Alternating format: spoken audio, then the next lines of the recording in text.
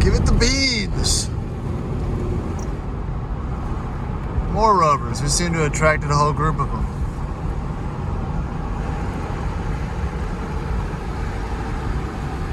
I take it back. I'm starting to like it more. This is bad.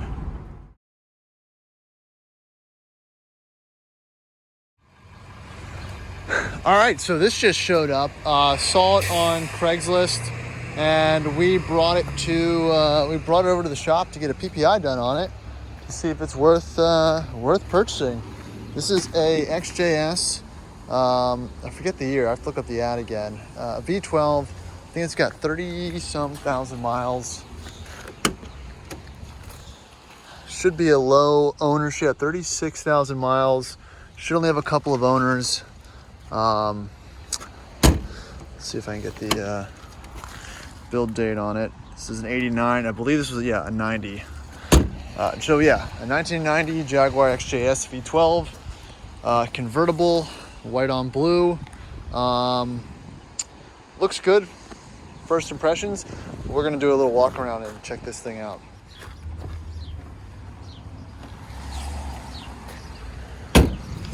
So I'll be honest with you.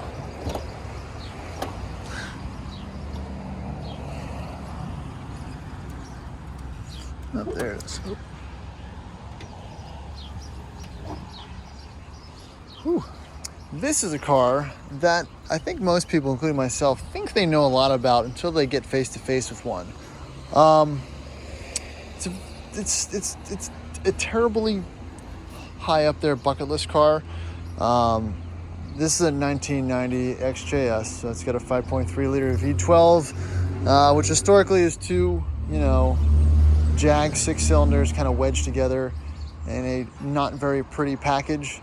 Lots of vacuum and fuel lines and whatnot kind of crisscross all over the place. This is a facelifted model. I think they received another facelift after 91. So 92 to 96, they offered the 6 cylinder 4.2 in there in the XJS model. But just, aesthetically, this is a very pleasing package. I think the white on blue looks great. The basket weave, typical Jag wheels. You used to see them most on XJ6s instead of the XJSs. I mean, you saw them there too, but I think that's where I'd see them most. Paint's in good condition. I do kind of like the period pinstripe on it.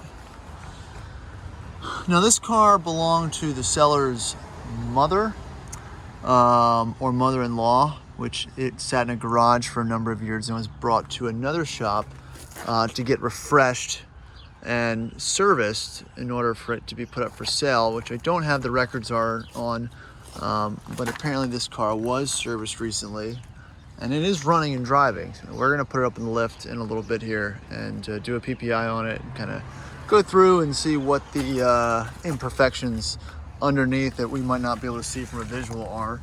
But right off the bat, it doesn't look too rusty. The panels look good. You've got a little bit of creep, small little spots here and there.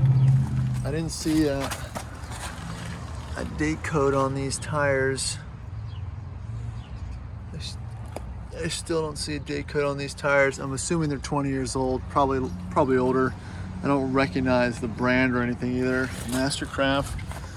So this car only has 36,000 miles. A little bit of rust sticking out through there, which is actually kind of easily, in my opinion, remedied on a white car. You can kind of paint match white a little bit better. I mean, the car would not have to be repainted. It would probably need some professional filler and whatnot to kind of remedy these little spots where water builds up there, but not terminal. A couple other little spots here just from road grime and stuff kind of collecting. Another spot there. Has a musty smell. Convertible top, got some sag in the headliner, but we'll test that out too. But it doesn't seem to be leaking. Updated Jag steering wheel. I mean, it definitely smells like an old Jag in here. There's the mileage again. 4-speed automatic. It's a shame the wood's kind of cracked right there Nothing much to see. The rest of the wood looks okay. Seats aren't ripped or torn. They seem to be original. A little imperfection there. You know, the car probably, you know, 36,000 miles for one of these is actually not super low. These things just weren't driven by the owners. It's really, I don't see a lot of higher mileage one. And if I did see a higher mileage one, I'd probably be more inclined to buy it just because it means it was driven, maintained, and cared for. The older models of these are kind of scary without a lot of service history and whatnot. So again, that's just a quick cosmetic walk around. Once you get on the lift, we'll check it out and go a little bit more in depth with it here in a second.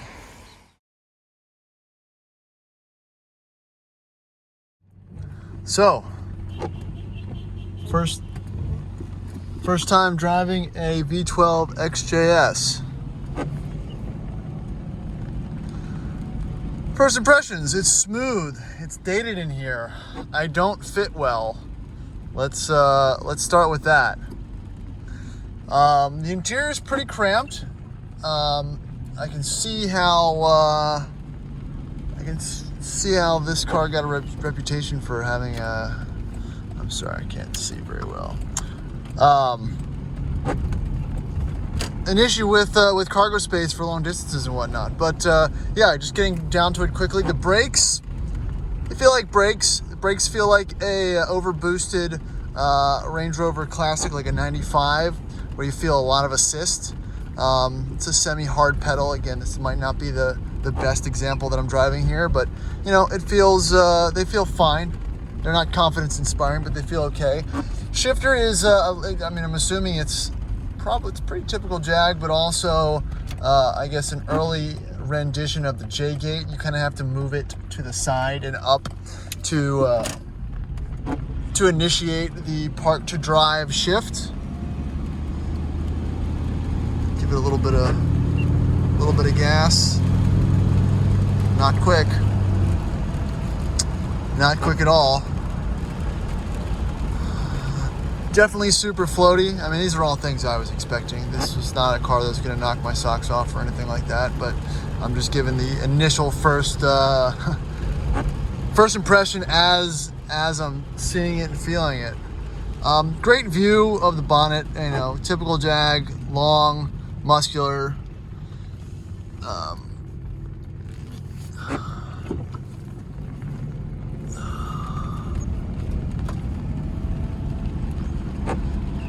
Gauges aren't super easy to read. What else? I don't know. Not a lot of holes, not a lot of squeaks and rattles. Seems pretty solid. Front end's definitely loose. I gotta get to this construction here. Probably needs to be updated. Needs some bushings, tires, and whatnot. Tires are definitely old. Other than that, you know, this is not probably the best example to do a driving impressions video of, but this is more accurate to how you're going to find these things. There's a lot of these cars that pop on the used market with low miles that everyone thinks is a steal, and you know, could eventually just crop up with way more issues than you'd really want to deal with as a DIY mechanic or even bring it to a shop. You know, first thing, obviously, V12 motor. Kind of scary. Jag motors by themselves aren't really amazing, especially the inline six cylinders. You know, they're great when they run. They've got lots of fuel and fuel injection issues that's really hard to troubleshoot. Other downside is the inboard rear brakes and fuel tank. Again, not so prevalent in these models as it is the XJ sedans, but still something to think about. Wonky electronics. You can't unshipbox a shipbox. I'm not saying this is the shipbox, but it's definitely not. You'd put way more time and money into trying to get everything to work right. But they're pretty, and that's why people buy them. And that's why I'm driving this right now, because one, I've never driven one, and two, just wanted to meet the hero. You know, we had a BMW 850 that was one of those cars that I kind of regret. Really, it was a manual V12 car, which is a halo car, but after owning it for over a year, it just wasn't there. It was just one of those cars that looks great on the wall, but I would not recommend owning. the driving experience for the dollar amount just absolutely wasn't there.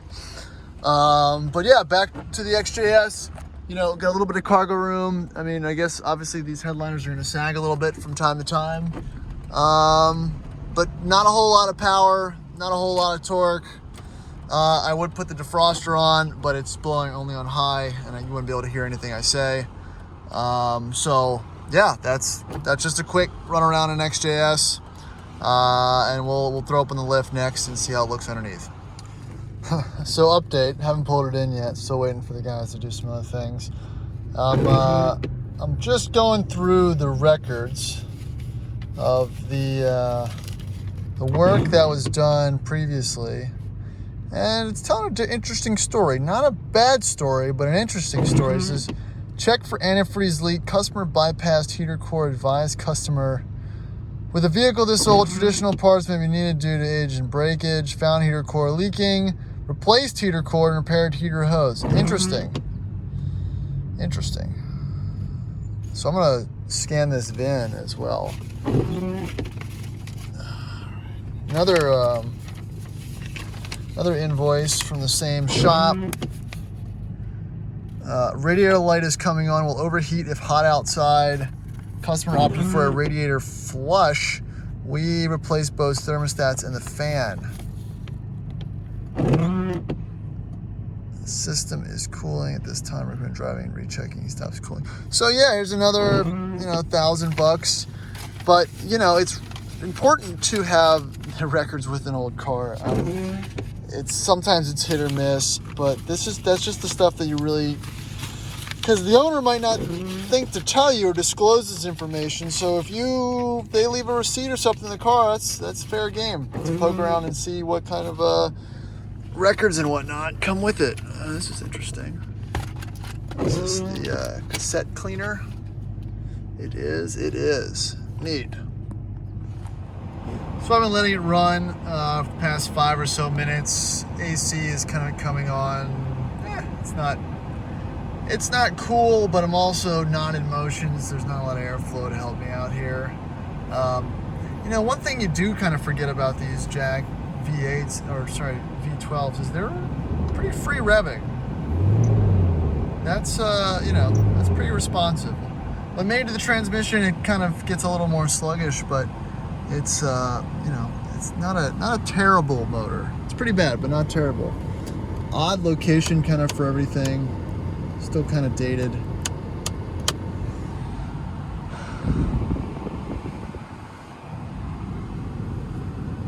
Got individual controls here for, don't think they work, mirror controls. Oh, no, driver's works a little bit. That's cool. Passenger works too, but they're both on these little toggles right here.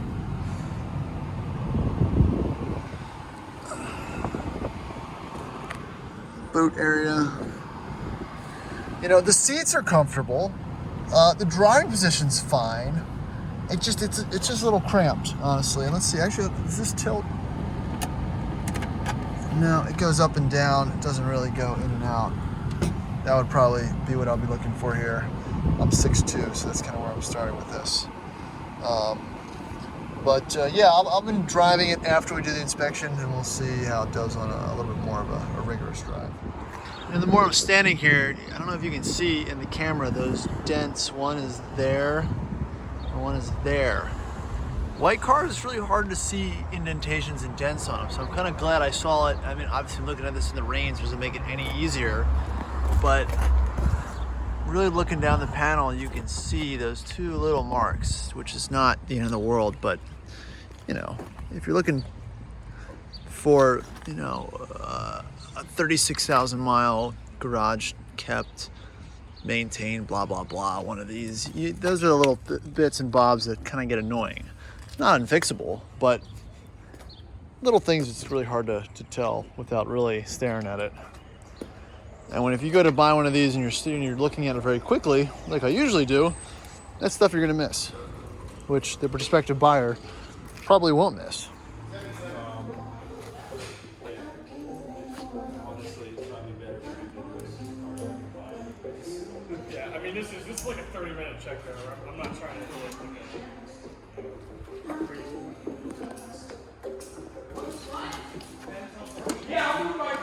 a... Has an air filter. It has an air filter.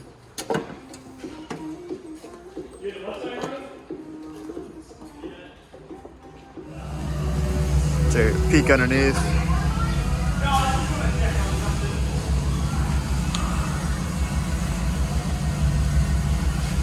Tires have decent tread. Still a gold though.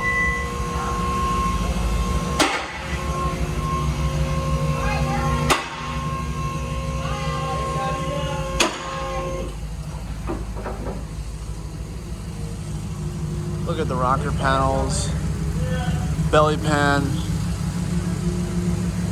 There's those inboard brakes. You can see why those are a pain in the ass, having to drop the rear subframe, do any work on it.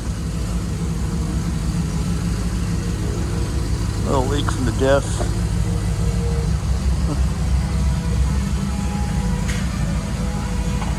But doesn't look too leaky.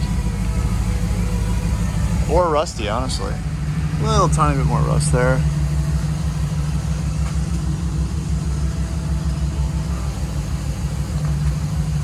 What's the list look like so far? Just minor stuff. Yeah. Yeah, just air cleaners. One of the windows doesn't work. Yeah, we knew that. Some full oil leaks. Really nothing. Yeah.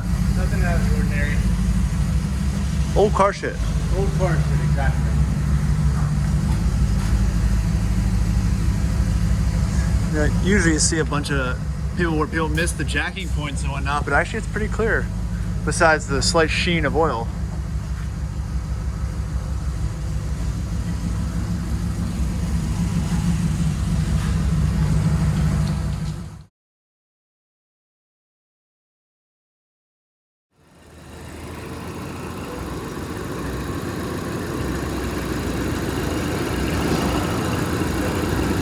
It actually sounds smooth.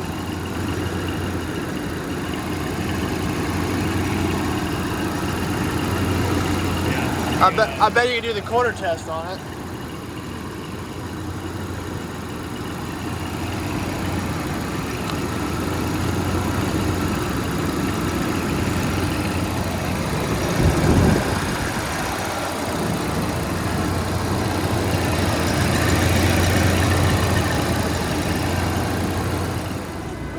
All right, what did we do? The handbrake was the key. Handbrake was the key. Wow. Oh, that's interesting. So we knew there was something. Tyler just found a better video before I did. Let's see if it goes back. Uh-oh. Oh. Give it a little bit of help. Little help. That actually just might be the speed. Is that? I told you it's risky. Come on, girl. You can get it.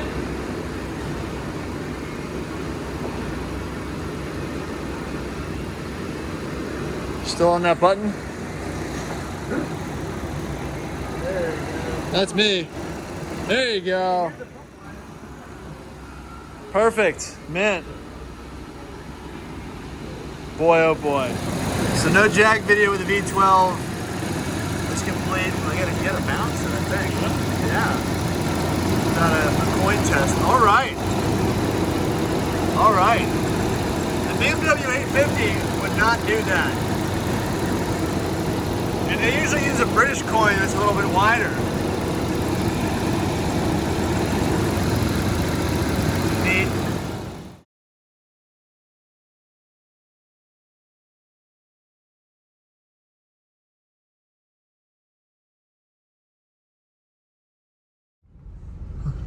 Well, this is fitting. We're gonna go drop it back off with the owner, and Mike's gonna take the disco. A more British combination of turds has not existed. Yeah, so we're gonna make an off front. We'll see what the owner says. It'll be another fun project, exactly what we need, but You know, even if we don't get it, I won't be mad. Honestly, I got to drive around in the XJS V12, which really wasn't all that much of a bad thing. So could be worse. Get a little bit of speed in her.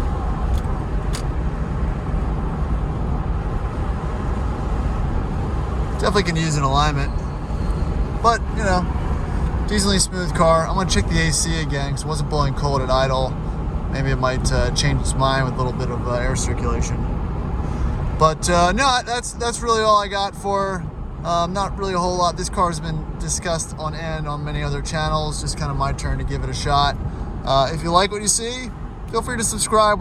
You get to touch and drive and review and kind of go through a whole lot of cars on this channel. So if you like something you see, please hit the subscribe button, and we'll catch you in the next video. Thanks, guys. Oh man, I just realized I'm driving one of the cars I told myself I should and would never own, while following the number 2 car on the list of a car I said I should or never would own. And here we are, just gallivanting through Churchill and Richmond in both of these turns. Unbelievable. Not really sure where I went wrong here.